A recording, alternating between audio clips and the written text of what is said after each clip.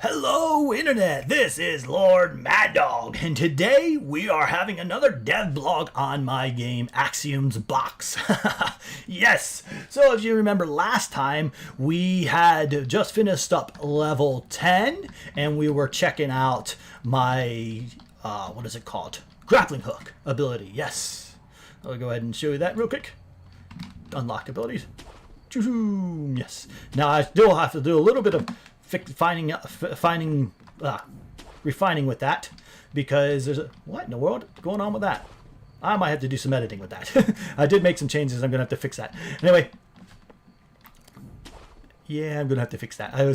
I'm messing with the animation, so I must have messed something up when I was messing with the animation. I'll have to fix it anyway. So today we're talking about level 10. As you can see, I've already kind of started working on level 10, and it looks pretty good. I've already got so far, and it's not going to be too hard to do. It's a bigger open area, and we're going to have lots of moving platforms, which are the hardest thing to do. Really, I hate moving platforms. They're really hard to get jump on. But anyway, this one's theme is going to be phasing. Because phases, and with that comes BlinkDash. So let's go ahead and jump right in and talk about the BlinkDash ability that I've already set up, that you're going to unlock after this floor, but you're actually already seeing this floor. So let's go ahead and hit her. We get the cutscene when you first get up here. It zooms on phase. She will yell at you. You'll yell back at her. She'll talk to you. I'm not sure exactly how I'm going to do the voice work for that yet, but it's not too big of a thing. I'm pretty sure I'll figure it out.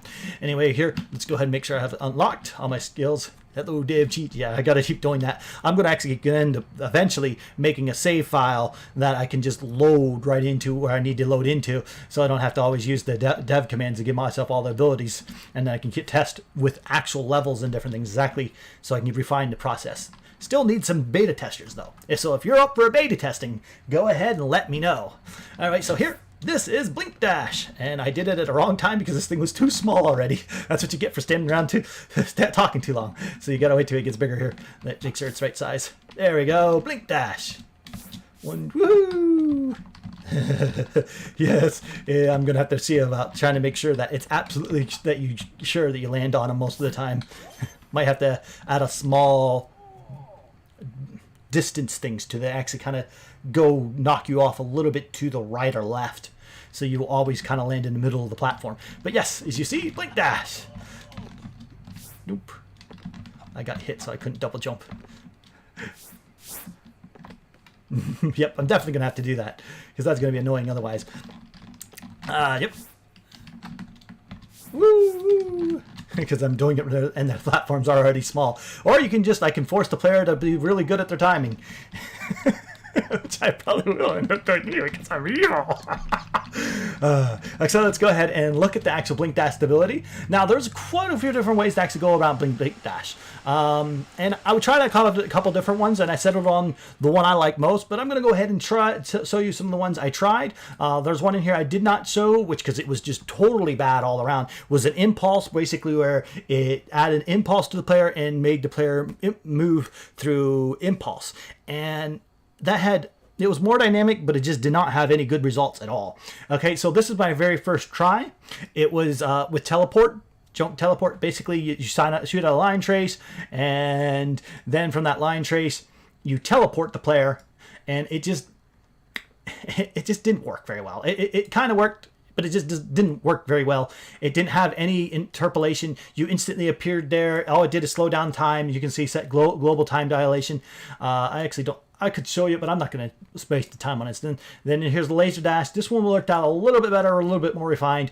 Still uses a line trace, and then it uses an interpolation to get you there, and it does use the play montage. It worked out kind of okay, but I didn't quite like it. It had some little hiccups I kept having with it.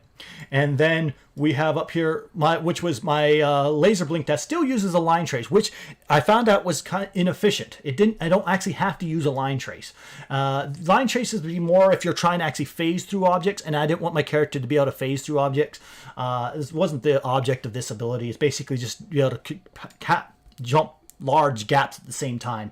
And if I wanted them to be able to jump through walls and stuff, you'd use a line trace with the certain channels checked. So you would go here and you would want to check on what channels you would be able to impact on. And like instead of being able to impact on world static, or I might even make a specific world that I want them to be able to impact on. So like do I have a custom one in here?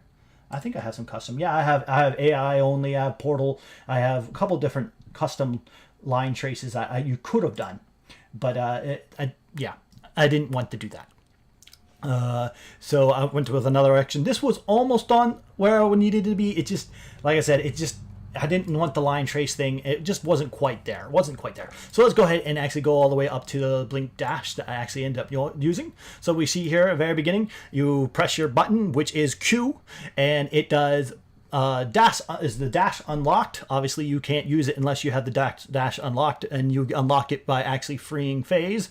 And then over here, it checks if you have enough mana to use it, 15 mana. Then it sets is casting. Is casting is basically used as a do once system, so you don't spam the system. It also makes it so your mana stops regen and a couple of different things. I do that because I don't want the player to end up getting caught in a loop or messing up the actual BlinkDash. So that way you don't have a problem. Actually, I don't actually have it testing if it is casting. Oh, I don't. Wow. Oh, well, it works fine as is. I probably should definitely have a branch in there to test is casting. Is casting true? Then no, we can't do. But okay. Is not casting. Okay, then set the user control rotation to yaw, which means this. I'll show you what that does real quick. Play. Okay, so it makes it so you will jump when you dash. It'll dash towards the right there, towards your crosshair. Originally, I had it so you could just dash, and it would dash in the direction your player was currently pointing, his legs were pointing. But the big problem with that is when you have a precision platform game like this is, and you're not actually pointing the direction you hit, or think you're pointing, and you hit, whoops, oops, I dashed right into one of those things. You will end up having problems with instead of going the wrong direction. This way you always know which exactly direction you're going to be blink dashing. Okay, so that sets your user rotation yaw, so it uses your pointing direction.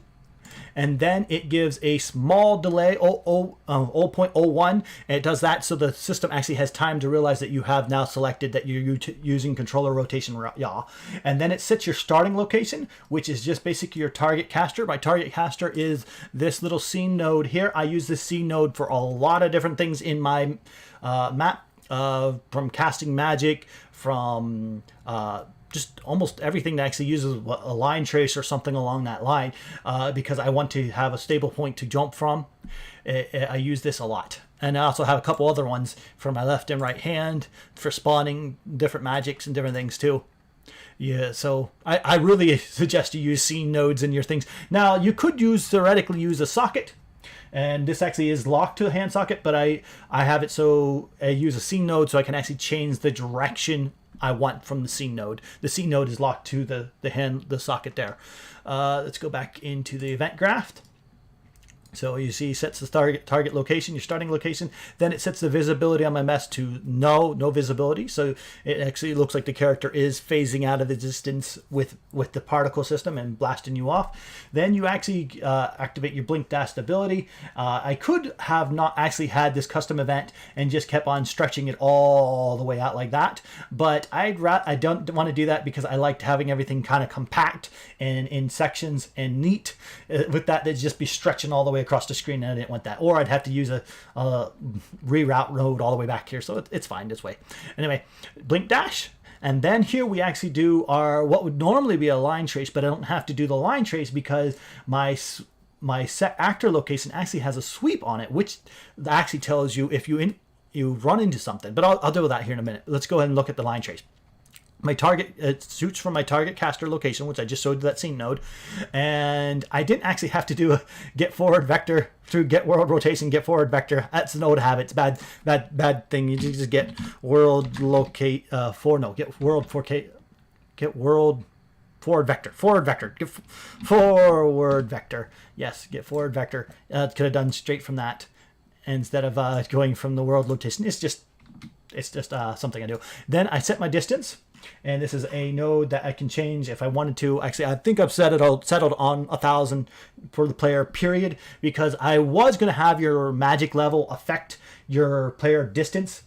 But I realized with doing that, the player is going to get used to being their magic dash being a certain distance and calculate it. And if it keeps on changing and get longer and longer, they're going to end up over jumping their targets over and over and over again. Then they just get frustrated.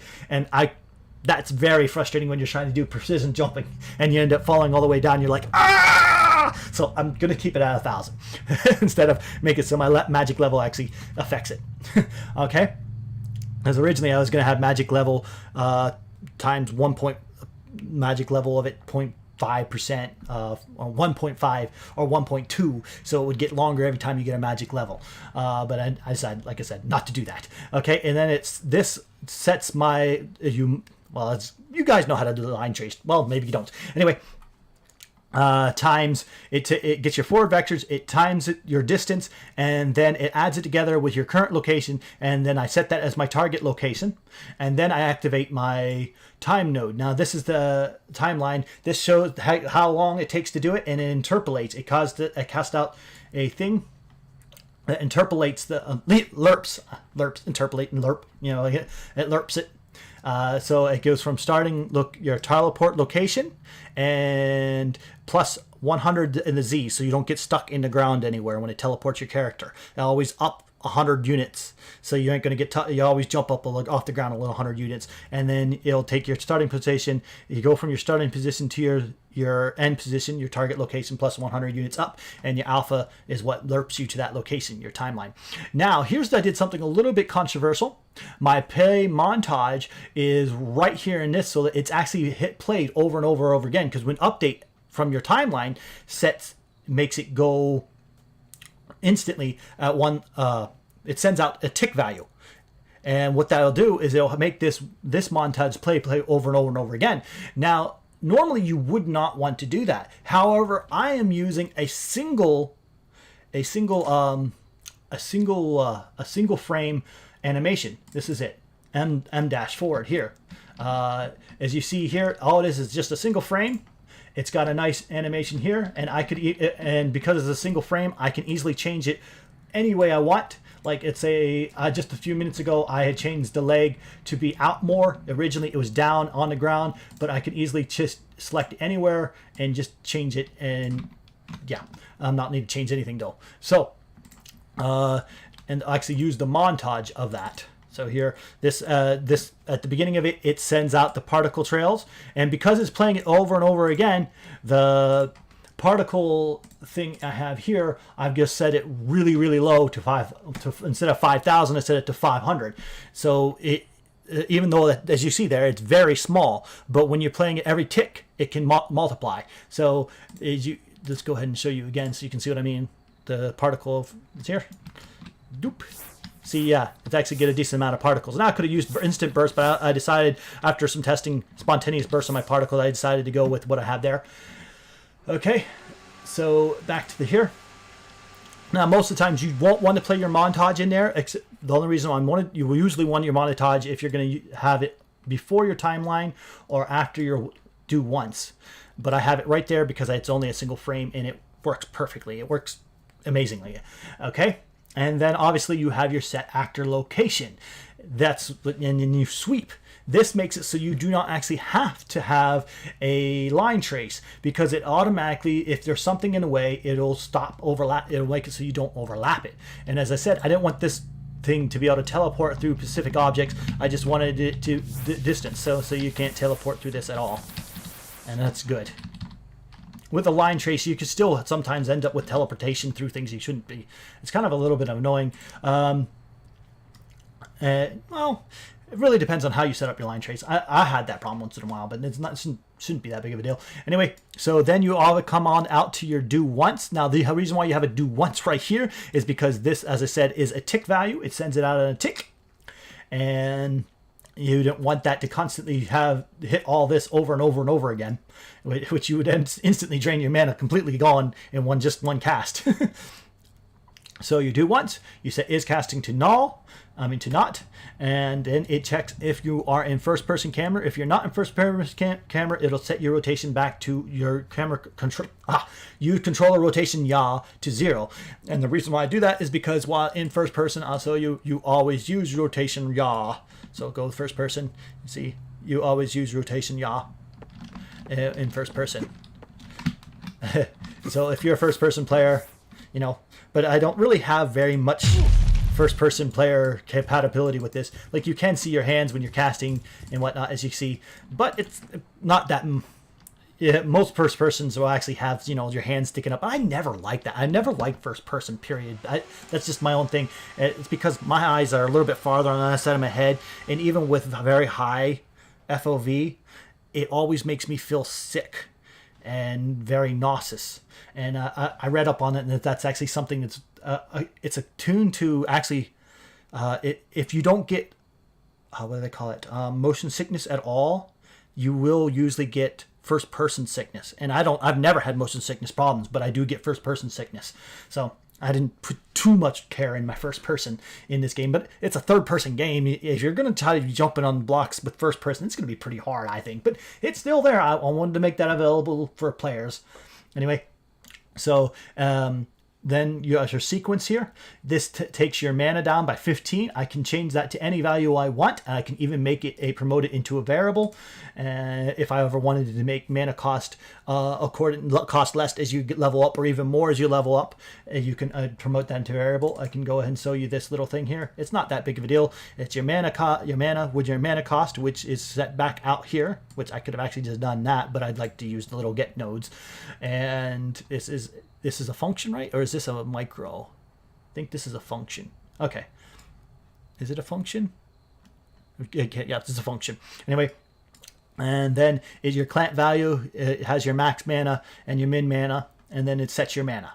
Yeah, that's it. And then it tells your mana to regen if, and that only works if you're not casting. So yeah, let's go back to where I was at here. Okay, and then obviously you delay for, I'm saying obviously a lot, that's bad. Anyway, you delay for, 1 sec, make sure that the actually working here. Stream is working. Yep, the stream is working.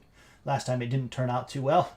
I was looking back at it because that was a problem I was having with Steam. I didn't realize that YouTube does not have dual audio, which I should have realized that. See, the game didn't actually have any sound last time. Okay, so you delay for 0.5 seconds. That's the distance you're traveling, 0.5 seconds. And then it sets your visibility to visible. And that's the end of the blink. Now, so as you see, that's the blink I went with. I tried out many different blinks, and this was the best blink that I've been able to come up with. I didn't like any of the other styles of blinks. Now, obviously, if you're going to use dodge roll, my favorite for dodge roll, actually had implanted a dodge roll into this game instead of a slide, but I kept finding that it kept on, anytime you try to dodge, you would instantly fall off the platform, and it's like, no, dodge roll is just not going to work in this style. In a precision platform game, you're going to end up falling off, and players are going to be upset. Why do you have a dodge in the dodge game that you can't really dodge? You fall off everything. So yeah. Anyway, as I was saying, if I was going to use a dodge, I'd probably use a root motion dodge. That's kind of more or less my favorite version of the dodge, is the root motion. If you know anything about that, okay. So obviously that's not the only version of the BlinkDash I did. I actually did a BlinkDash version for Phase's body outline here. So we'll go ahead and check that. It is basically the exact same thing, except for the difference is I have to cast to the player on component overlap, which you have a box here. If you viewport, you see right here, there's a box around Phase's outform. And the only reason why I actually have Phase's model in here, so it actually drives my Niagara effect. So you'll actually have the particle spawning around her, and she's actually hidden in game. Now back to event graph, it's after you have your player cast a player. I was wondering if you could just cast a pawn, but I don't think so, because you got to use your player mess. So you're going to have to, because you're also telling your player to use a specific montage. So it has to be cast to player. Then it delays for 0.01 second, because otherwise sometimes it doesn't cast in time and you can get some messes up. And obviously it does the exact same thing as the other thing. I have a target caster set up right in here. Seeing target caster right there? Yep. And then we event graph here. Sets your target location.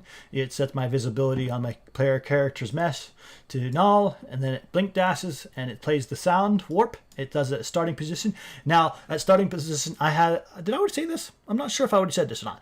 Basically, I was going back and forth if I wanted the sound to follow the player or go with the player, and I decided that I wanted the sound to actually to start where the player begins to jump. It gives that nice sound. It kind of like more immersive, like you're leaving it behind you. You can kind of feel it just go behind you. Yeah, when it would follow the player, it just didn't quite have that pizzazz, and when it was in front of the player, it just kind of threw you all off. It's like, huh? So yeah, having it behind you really just gives that whoosh whoosh whoosh sound. It's really nice.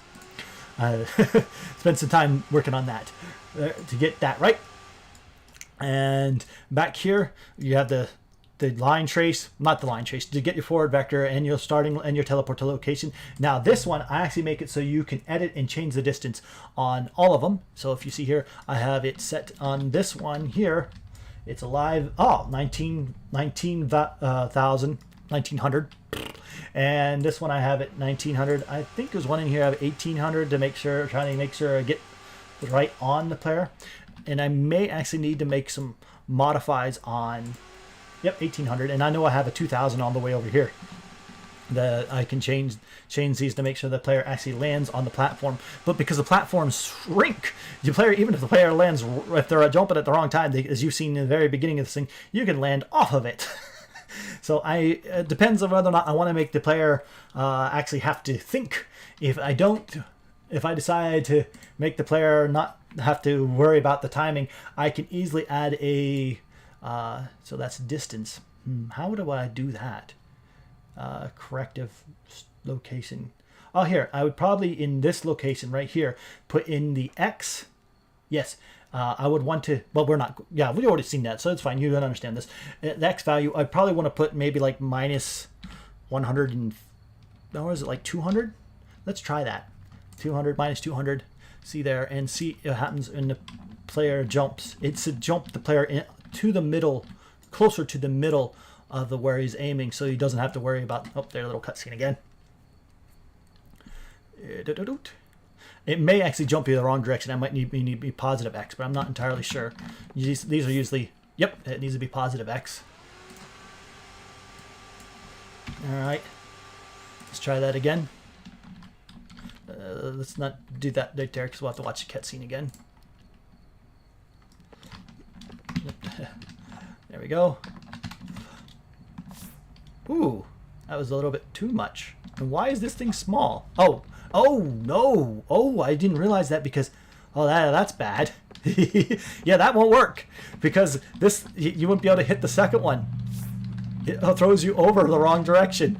Yeah, that's not going to work. I'd have to set it for each one. I'd have to make that a variable. Yeah, actually, I can do that, though. Let's go ahead and make variable. Promote this to variable. Promote to variable. We're going to try aim. Correction. No, just aim is good. Aim here. And then each one would have to have its own compile. I keep forgetting you always got to compile. There we go. Each one will have to have its own settings here. So there, that one off. Compile, save. We also need to make it instant editable. We jump back out here. So this one, let's test it here. Where is it at? Should be right here. Did it not go blink? I didn't save, maybe, or compile after I made instant editable. Yeah, there it is. Yep, there it is. So let's say we're going to run it 200. Let's see if that works. Oop, hey, cutscene again. Forgot about that. Not skippable. Because I haven't quite exactly figured out how to make it player skippable. Anyway. Ooh, that's a little bit too much. So let's go ahead and instead of 200, let's put this down to 100. And let's drop my character straight in on it. So I don't have to watch the cutscene again. Oh, still do. Sorry about that. Let me check the stream as it does that. Wait, where's my mouse? Oh, of course I don't have a mouse because it's locked into the gameplay right now. There we go. Now you land straight on the right location. That was right there. But anyway, that makes it so the player does not have to worry about. I can make it so the player could not worry about it. And I think I might do that somewhat. I didn't jump far enough there. That was my own fault. So that's a correction I can easily make. And let's see, back to Blink Activator. It follows basically the same logic. It does the play montage. And yes, it's basically the same. Except for here at the end, it doesn't have that do once because the player is not casting anything. The player is not using mana. The player is not doing anything. The only thing the player is doing is jumping into it. So I don't need any of that. And then it sets the visibility back to normal. Yes. And I don't know what I changed in this that's saying I need to save. But anyway, that is pretty much it. Now to level 10 is going to take me a little bit more work to do. I've got to put down a whole bunch of platforms. As you see here, this one here, this platform here is a little bit of a cheat. I mean, a little cheap thing. Nope. There we go. This one, you can try to get. You can go straight through that, or you can wait and get go straight through that and get killed. Okay, or you can wait for the other one to get there. I'll show you here. Wait for that one to go by. It's like a little one of those traps, like, what's going on here? No, I don't know. So, see, I think sometimes I make things I'm a little bit too devious of a dev and a little bit too mean. Because if you go straight through that, you can make it through that without hitting those things and having spawn all those enemies. But it's a bit hard. I mean, it takes a lot of, it's more luck than anything.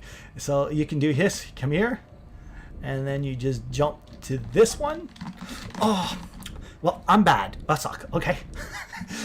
it takes a little bit of work. And you just wait as that goes through and then just jump to this. Oh! Like I said, moving platforms are my bane! But they are doable. And I can get to the point, if with a little bit of practice, that I can do it every time. But when you're talking about have to go all the way back. Oh no. I'm making this look really, really hard here. Oh, no, I waited too long. Yeah, I have to wait to get that back. But you can chance it and just go right on, walk straight on through that. Not a good idea, I'll tell you. But it worked. You can do it. And it doesn't take that much time. But you have to fight off all those enemies. I hope they don't instant kill you like they did me there.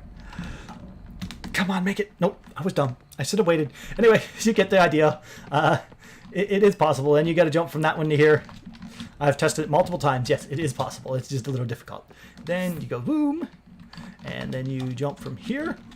That was really bad. Really bad, my part. Like I said, it's a precision platformer, and it's really difficult. There we go. And you've got to jump from here. Yeah. And then I'll begin building out the rest of the platform. And that run air is okay. That's normal. Can't cast to the game instance because it's too fast. Anyway, I hope you have enjoyed this dev blog. If you have, likes, shares, and comments are always welcome. And I will probably try to stream at least every 2 days when it comes to this. I hope you have enjoyed. Like I said before, Lord Mad Dog signing off.